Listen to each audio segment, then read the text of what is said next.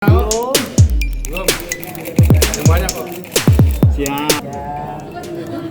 Jangan berkali-kali mah. Ya udah kan tapi doakan doa. Iya betul, amin amin amin. Dan juga kalau untuk perayaannya seperti apa?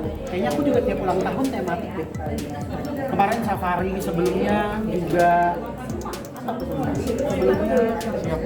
di Singapura juga, jadi itu lebih ke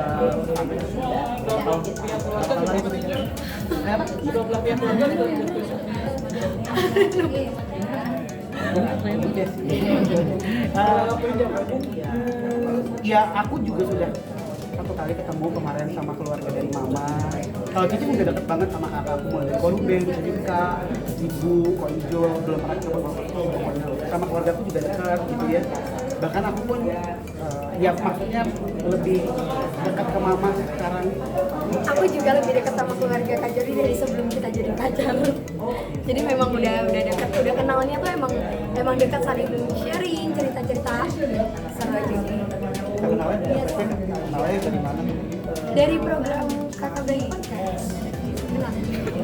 Bahkan kita ngobrol hari pertama kita kenal. Tanggal 6 Juni 2020. Di rumah.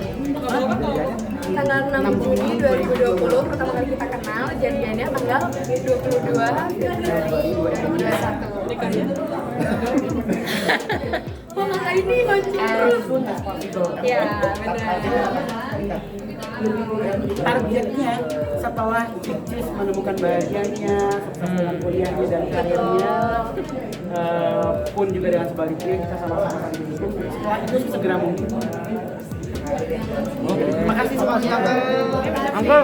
Jadi kayak aku sama Kak Jody kita tuh suka banget, ibaratnya kalau kata orang tuh bahasa gampangnya tuh teka-teki ya. Kita mengumpulkan teka-teki yang sama. Itu sih yang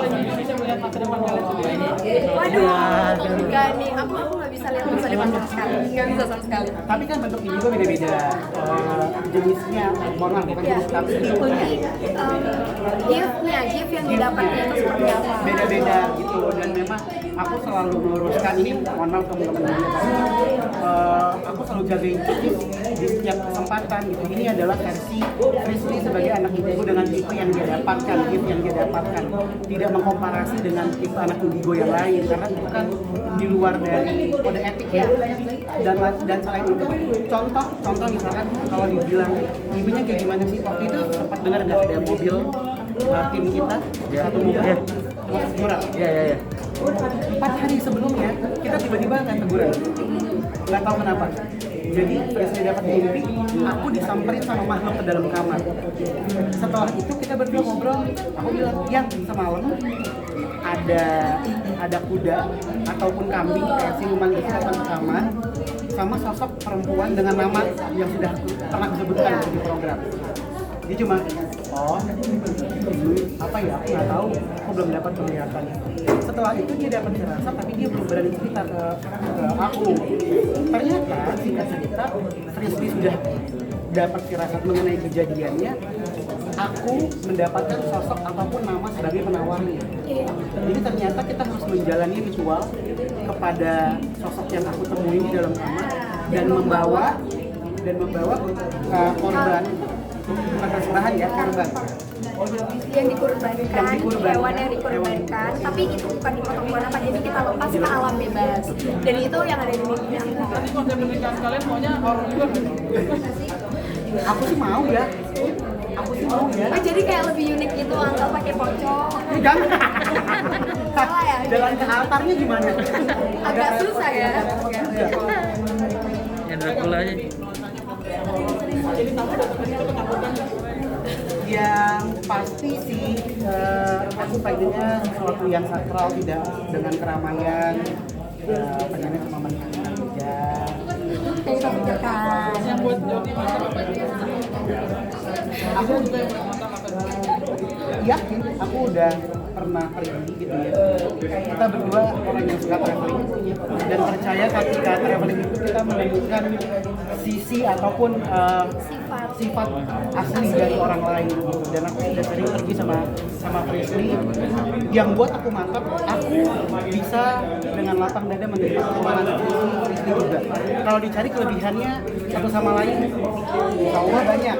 Tapi gimana caranya kita berdua bisa menerima kekurangan kita, di situ dia kita bisa. Contohnya kalau dia contohnya. Kelebihannya ini aku bisa melihat. Contohnya, kalau nggak kuat mental, jangan pacaran dulu sama anak indigo. Oh iya. Jujur Li, benar. Karena gini, bukan tentang Frisly-nya, tapi ada dia bisa mendapatkan kayak tanda mungkin dari mimpi ataupun firasat gitu ya, yang kadang-kadang aku juga masih membiasakan diri untuk bisa mengerti gitu. Kayak, yang kamu kenapa kok tiba-tiba berubah? Dia kadang-kadang suka bicara tanpa sadar, yang mungkin itu bisa jadi pesan gitu.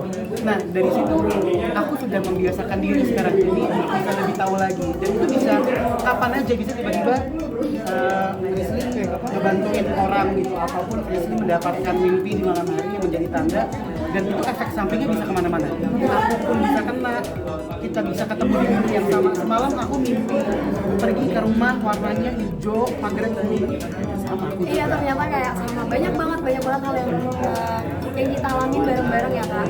Tapi kalau dibilang cewek-cewek lain bisa berantem cuma karena cemburu, aku berantem sama Kak Joli karena kita membahas hantu. Gitu kan, yang gitu dong, semua harus tahu juga. Ya kalau aku secara pribadi memang aku kan secara keturunan keluargaan, jadi dari kecil memang sudah terbiasa untuk melihat, tapi ya baru berani cerita sepenuhnya ya sama Kak Jordi. Makanya aku bilang ketemu sama dia tuh kayak ketemu sama sosok kakak, pacar, partner, apapun itu ya memang bisa semuanya ada di Kak Jordi. Tapi kalau misalnya yang tadi Kak Jordi bilang sering didapetin pesan atau mungkin sesuatu yang di luar dari kendali aku tuh bukan tipikal anak yang akan menceritakan, karena aku nggak mau menceritakan hal yang belum terjadi.